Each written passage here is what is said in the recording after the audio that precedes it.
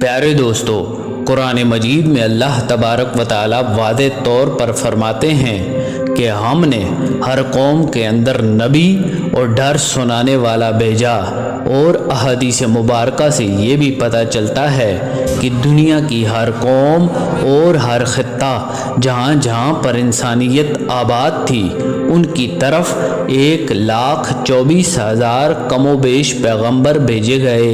لیکن نام سے ذکر صرف 32 پیغمبروں کا ہے، کیونکہ اگر ان سب پیغمبروں کا نام، زندگی اور ان کی قوموں کے حالات بیان ہوتے تو یہ قرآن مجید عبرت اور ہدایت کی کتاب کے بجائے تاریخ کی کتاب زیادہ معلوم ہوتی۔ اسی وجہ سے اللہ تبارک و تعالی نے ان کا ذکر کرنا ضروری نہیں سمجھا، مگر آج ہندو مذہب کے ماننے والے لوگوں کا یہ دعویٰ ہے کہ ان کا یہ مذہب مسلمانوں کی تاریخ سے بھی ہزاروں سال پرانا ہے، اور نہ ہندوستان کی زمین پر کوئی نبی بھیجا گیا، اور ہندوؤں کے پاس بھی قرآن پاک ہی کی طرح ان کے بھگوان کی طرف سے بھیجی گئی کتابیں ویداس کی شکل میں موجود ہیں، جن میں کسی بھی پیغمبر کا ذکر نہیں ملتا، جبکہ سورۃ الانبیاء آیت نمبر 107 میں اللہ تبارک و تعالیٰ کا ارشاد ہے کہ ہم نے آپ کو تمام جہانوں کے لیے یعنی قیامت تک کے انسانوں کے لیے ہدایت بنا کر بھیجا، اور جس کا مطلب ہے کہ اس میں ہندوستان کی سرزمین بھی شامل ہے۔ لیکن پھر کیوں ہندو مذہب کے ماننے والے اس کا انکار کرتے ہیں؟ اور اگر اس سرزمین پر واقعی کوئی پیغمبر نہیں بھیجا گیا تو پھر رسول خدا صلی اللہ علیہ وآلہ وسلم کا ذکر ان کی کتابوں میں کیسے موجود ہے، اور حضرت نوح علیہ السلام اور ان کی کشتی کا ذکر کیسے بیان ہوا ہے، اور عیسیٰ علیہ السلام کی واپسی کا ذکر کیسے موجود ہے، اور ایک اللہ تبارک و تعالیٰ کی عبادت کا ذکر کیوں ملتا ہے؟ اور اگر یہ واقعی اس قوم کی طرف ہدایت لے کر آنے والے کسی نبی کی تعلیمات ہیں جنہیں وقت کے ساتھ بگاڑ دیا گیا تو وہ کون سے نبی ہیں؟ یعنی سوال یہ پیدا ہوتا ہے کہ یہ ہندو کس نبی کی امت ہیں؟ آج کی اس ویڈیو میں ہم انہی سوالات کے جوابات تاریخ سے جاننے کی کوشش کریں گے، لہذا آپ سے گزارش ہے کہ ہماری اس ویڈیو کو آخر تک ضرور دیکھیے گا۔ پیارے دوستو، ہندو مذہب کے ماننے والوں کا یہ دعویٰ ہے کہ یہ دنیا کا قدیم ترین مذہب ہے، اتنا قدیم کہ جب اسلام اور مسلمانوں کا وجود ہی نہیں تھا، اور ہندو مذہب کے ماننے والوں کا یہ دعویٰ بالکل صحیح ہے، کیونکہ کفر و شرک کی ابتدا تو اسی دن سے ہو گئی تھی جب آدم علیہ السلام کے بیٹے قابیل نے حابیل کو قتل کیا تھا، اور حضرت ابراہیم علیہ السلام کی قوم بھی بت پرست تھی، اور حضرت موسیٰ علیہ السلام کی قوم نے بھی ایک وقت پر سونے کے بنے بچڑے کو پوجنا شروع کر دیا تھا، یہاں تک کہ رسول خدا صلی اللہ علیہ وآلہ وسلم کے اعلان نبوت سے پہلے کعبہ میں 360 بت موجود تھے، جو فتح مکہ کے موقع پر صحابہ کرام کے ہاتھوں ٹکڑے ٹکڑے ہوئے، جس سے یہ معلوم ہوتا ہے کہ بت پرستی تو حضرت آدم علیہ السلام کی نافرمان اولاد کے وقت سے آج تک موجود ہے، اور اس کا تعلق دنیا کے کسی بھی مذہب سے نہیں بلکہ گمراہی سے ہے، جو کہ شیطان ابلیس ان سے کرواتا رہا۔ اور اگر ہندوستان کی سرزمین کی بات کریں تو یہاں پر ان لوگوں کے لیے یقیناً کئی نبی بھیجے گئے ہوں گے، جن کی کچھ تعلیمات تو آج بھی صحیح حالت میں موجود ہیں، اور زیادہ تعلیمات کو بگاڑ کر ان کی وجہ سے ان لوگوں نے بت پرستی شروع کی، اور ان کی کتابوں میں آج بھی ایک خدا کی عبادت کا حکم ملتا ہے، اور بتایا گیا ہے کہ خدا کا کوئی شریک نہیں، وہ ایک ہے اور اس کی کوئی اولاد نہیں۔ ایسی واضح تعلیمات ہونے کے باوجود بھی یہ لوگ کئی قسم کی مورتیاں بنا کر ان کی پوجا کرتے ہیں، اور آج تک کئی اقسام کے چھوٹے بڑے لاکھوں کی تعداد میں بت بنائے جا چکے ہیں۔ پیارے دوستو، ہندوؤں کے اسکالرز کا یہ ماننا ہے کہ اسلام کی ابتدا آج سے 1400 سال پہلے ہوئی، اور ہندو مذہب تو دنیا کا قدیم ترین مذہب ہے۔ اسی لیے اسلام کا ہندوستان کی سرزمین سے کچھ تعلق نہیں، مگر ان کم عقل لوگوں کو اس بات کا نہیں پتہ کہ دنیا کے پہلے پیغمبر ہندوستان کی سرزمین پر اتارے گئے۔ حضرت آدم علیہ السلام کو دنیا میں ہندوستان کی سرزمین سری لنکا کی ایک پہاڑی پر اتارا گیا، اور جہاں ان کے قدم مبارک کا نشان آج بھی موجود ہے۔ یعنی دنیا میں پہلا ہی قدم ایک مسلمان اور پیغمبر نے رکھا، جس سے اس بات کا واضح پتہ چلتا ہے کہ اسلام کی ابتدا عرب سے نہیں بلکہ ہندوستان کی سرزمین سے ہوئی، کیونکہ مسلمان کا مطلب ہے اپنی خواہشات کو اللہ تبارک و تعالیٰ کے حوالے کرنے والا اور اس کا حکم ماننے والا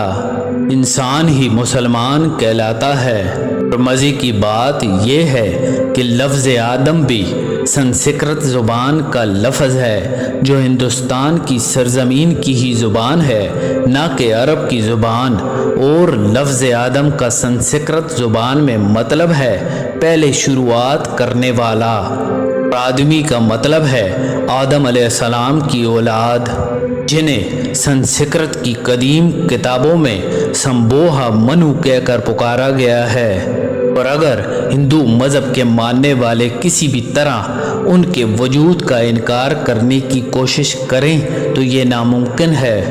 کیونکہ ان کی مقدس کتاب ریک وید ویویش پرانا میں حضرت آدم علیہ السلام کی تخلیق، فرشتوں کا انہیں سجدہ کرنا، اور آدم علیہ السلام سے اماں حوا کی تخلیق، ابلیس کا ان دونوں کو بہکا کر جنت سے نکلوانا اور زمین پر اتارے جانے کا ذکر واضح طور پر موجود ہے۔ اور ہندوؤں کی مقدس کتاب ویویش پرانا چیپٹر 42:7 کے اندر یہ تمام واقعات واضح طور پر موجود ہیں، بالکل اسی طرح جیسے قرآن مجید کی سورہ بقرہ اور انجیل مقدس میں یہ واقعات ملتے ہیں۔ اور متیس پرانا میں لکھا ہوا ہے کہ خدا نے آدم کے جسم کو 2 حصوں میں تقسیم کیا، ایک سمبوہا منو یعنی آدم، اور دوسرے کو عورت یعنی شتروبھا بنایا، جنہیں مسلمان اماں حوا کے نام سے جانتے ہیں۔ پیارے دوستو، اس کے بعد سب سے اہم سوال یہ ہے کہ ہندوستان کی سرزمین پر جس نبی کو بھی بھیجا گیا ہوگا، کیا اس کے بارے میں تاریخ میں کچھ شواہد یا ثبوت ملتے ہیں؟ اور اگر اس بارے میں جاننے کی کوشش کریں تو سب سے پہلی بات تو یہ ہے کہ ہندو نام کا کوئی مذہب تاریخ کی کتابوں میں کہیں پر موجود ہی نہیں ہے، نہ ہی ان کی اپنی مذہبی کتابوں میں، نہ ہی کسی آسمانی کتاب کے اندر اس مذہب کا ذکر ملتا ہے، بلکہ اصل میں ان کا یہ مذہب تاریخ کے اندر ہندو نام سے نہیں، سناتن دھرم کے نام سے تاریخ میں موجود ہے، جس کا عربی میں مطلب ہے مذہب پر قائم رہنے والا، جس کا بالکل ایسا ہی مطلب قرآن مجید کی سورہ روم کے اندر بھی موجود ہے، جس میں اسلام کو باقی رہنے والا دین کہا گیا ہے۔ یعنی سناتن دھرم کا مطلب بھی مذہب اسلام بنتا ہے، اور تاریخی حوالوں اور مضبوط دلائل سے یہ پتہ چلتا ہے کہ یہ وید کسی اور پیغمبر پر نہیں بلکہ آدم ثانی یعنی حضرت نوح علیہ السلام پر اتارے گئے،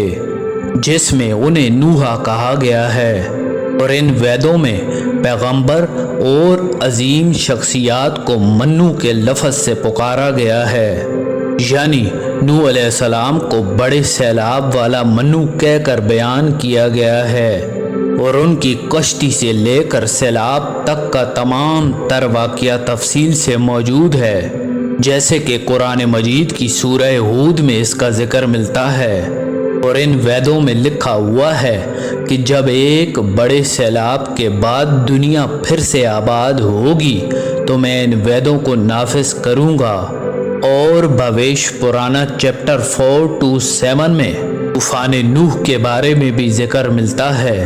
کہ اس منو کو خدا نے کشتی بنا کر اس کے اندر جانداروں کو سوار کرنے کا حکم دیا۔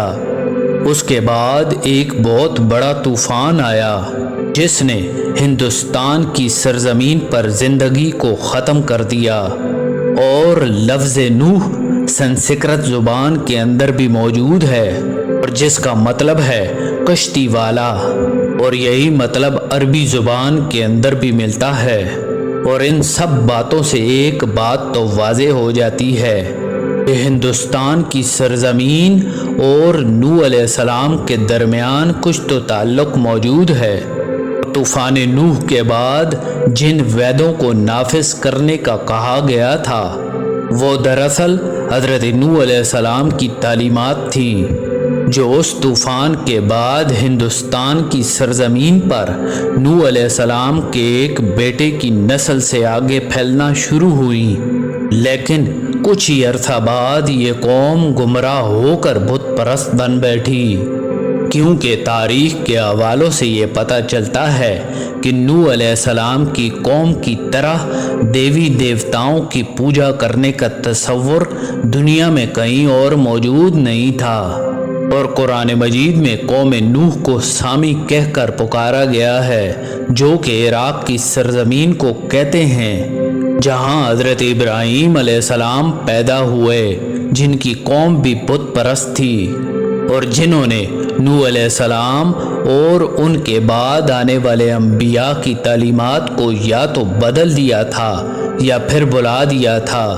اور بت پرستی شروع کر دی تھی۔ اس کے علاوہ یہ فرشتوں کی بھی عبادت کیا کرتے تھے، اسی وجہ سے خدا کے ساتھ ساتھ فرشتوں کی مورتیاں بنا کر انہیں بھی خدا کا درجہ دینا شروع کر دیا، بالکل اسی طرح جس طرح ہر بڑے کام پر اللہ تبارک و تعالی نے فرشتوں کو مقرر کیا ہوا ہے، اور وہ ہر بڑے کام پر اللہ تبارک و تعالی کے پابند ہیں، ایسے ہی ان لوگوں نے ہر کام کروانے کے لیے ایک الگ الگ خدا مورتیوں کی شکل میں بنا دیا، اور یہ لوگ آگ اور ستاروں کے بھی پجاری تھے، اور آج بھی یہ ہندو قوم ستاروں کے علم کے اندر اتنا یقین رکھتی ہے اور آگ کی بھی پوجا کرتی ہے اور اسے مقدس جانتی ہے۔ پیارے دوستو، یہاں پر سوال یہ پیدا ہوتا ہے کہ یہ سب کچھ جان کر بھی اور اپنی کتابوں کے اندر واضح طور پر ایک خدا اور پیغمبروں کی تعلیمات کو دیکھ کر یہ ہندو قوم اس کا انکار کیوں کرتی ہے، اور یہ لوگ کیوں نہیں مانتے کہ اللہ تبارک و تعالیٰ کے وعدے کے مطابق ان پر بھی اللہ تبارک و تعالیٰ کا پیغام اتارا گیا تھا؟ اور یہ بات سمجھنے کے لیے آپ کو صحیح بخاری کی ایک حدیث کے بارے میں جاننا ہوگا، جو کہ ابو سعید خدری رضی اللہ تعالیٰ عنہ سے روایت ہے کہ رسول خدا صلی اللہ علیہ وآلہ وسلم نے فرمایا کہ قیامت کے دن نوح علیہ السلام اور ان کی قوم کو بلایا جائے گا، اور اللہ تبارک و تعالیٰ نوح علیہ السلام سے یہ سوال کریں گے کہ کیا آپ نے اپنی قوم تک میرا پیغام پہنچا دیا تھا؟ تو نوح علیہ السلام فرمائیں گے کہ بے شک میرے پروردگار۔ اس کے بعد نوح علیہ السلام کی قوم سے پوچھا جائے گا کہ کیا نوح نے میرا پیغام تم تک پہنچا دیا تھا؟ لیکن یہ لوگ انکار کر دیں گے اور کہیں گے کہ ہمارے پاس کوئی بھی ڈر سنانے والا نہیں آیا تھا اور ہمیں آپ کا کوئی بھی پیغام نہیں ملا۔ پھر اللہ تبارک و تعالی حضرت نوح علیہ السلام سے فرمائیں گے کہ آپ کا کوئی گواہ ہے؟ جس پر نوح علیہ السلام فرمائیں گے کہ محمد صلی اللہ علیہ وآلہ وسلم اور ان کی امت۔ پھر تم لوگوں کو یعنی امت محمدی کو پیش کیا جائے گا، اور تم لوگ گواہی دینا کہ نوح علیہ السلام نے اللہ تبارک و تعالیٰ کا پیغام اپنی قوم تک پہنچا دیا تھا۔ اس کے بعد رسول خدا صلی اللہ علیہ وآلہ وسلم نے سورہ بقرہ کی آیت 143 پڑھی، اور اسی طرح سے ہم نے تمہیں امت وسط بنایا، یعنی درمیانی امت بنایا، تاکہ تم لوگوں پر گواہ رہو اور رسول تم پر گواہ رہیں۔ اس حدیث سے پتہ چلتا ہے کہ ہندو قوم کبھی اپنے نبی نوح علیہ السلام کی تعلیمات یا کسی اور نبی کو تسلیم نہیں کریں گے، اور ہندوستان کی سرزمین کا اصل مذہب تو اسلام ہی ہے، جو کہ بگاڑ کی وجہ سے اپنی اصل شکل کھو چکا ہے۔ امید ہے ہماری آج کی یہ کاوش آپ کو ضرور پسند آئی ہوگی۔ ملتے ہیں ایک نئی ویڈیو کے ساتھ۔ اللہ نگہبان۔